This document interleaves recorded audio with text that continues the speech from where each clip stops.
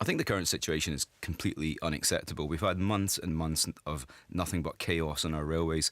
And frankly, warm words of apology from the First Minister simply aren't good enough anymore. It's time for action, not words. So what should the Scottish Government, in your view, be doing here? The Scottish Government needs to show some real leadership here. There is a contract. The franchise holder is obliged to meet its obligations under that contract, and the Transport Minister and his team need to get on top of that. What I don't think we've seen in any shape or form for a long period of time on Scotland's railways is any real leadership of the situation.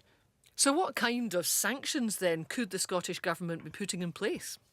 There is a contract here. Abellio has an obligation to meet the terms of that contract, and I'm sure there are very specific details in that contract about what it should and should not do to deliver a service for Scotland. But what the Scottish Government has done is simply taken away the performance targets because it didn't want to fail in its targets. So the Scottish Government has a huge responsibility here, and the Transport Minister himself needs to get a grip of the situation, put in place proper service level performance metrics and make sure that the franchise holder meets those obligations. That is what should happen in a proper contract. Well, obviously they're not meeting the obligations at the moment, so should they have the franchise removed? If the franchise was removed from Abellio, what would happen to Scotland's rail network? Who would take it over? The Scottish Government is nowhere near ready to step in as an operator of last resort in this situation. So I would be extremely worried about simply removing the franchise. What I would like to see, though, is the Transport Minister getting on top of his brief, putting in some proper performance targets and making sure that the franchise holder meets the terms of its contract obligations. That is what should be happening. We should be seeing some real leadership here, and that's what passengers are not getting. So if they put targets back in then and Abellio does not make them, then what? There were targets in place. The Scottish Government removed those targets because it knew that Abellio was not going to meet those targets. If the franchise holder is not meeting the terms of its contract, then all options should be on the table. But simply whipping the carpet away from under its feet right now is not going to solve the problem, nor is it going to make our railways perform any better.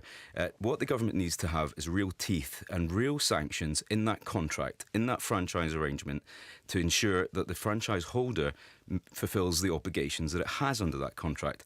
So what we really need to see is the Scottish Government showing some strength here and getting on top of the situation, making sure that Abellio does what it's supposed to be doing under the terms of its contract. What about nationalisation? A lot of people are saying that would be a better option. It's no huge surprise to hear Labour and the unions talk about nationalisation, and they're welcome to do that. But if they do that, then what they also have to do is be honest and upfront with the Scottish taxpayer about how much it's going to cost to own and operate a fully publicly owned nationalised railway service.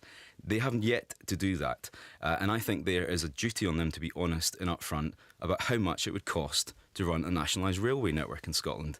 And until they do that, then they can put forward their argument about why they think that's a good idea. And what do you make of the arguments put forward by Abellio, the reasons for all the problems at the moment? I mean, incidentally, they do say, obviously, week on week it will continue to get better now, but reasons such as industrial action, late delivery of trains, that kind of thing. I think there's been a whole range of factors that have shaped the current situation. The late delivery of trains is part of that, but the unions themselves have also played a responsibility in this by making it more difficult to fully staff our railway networks.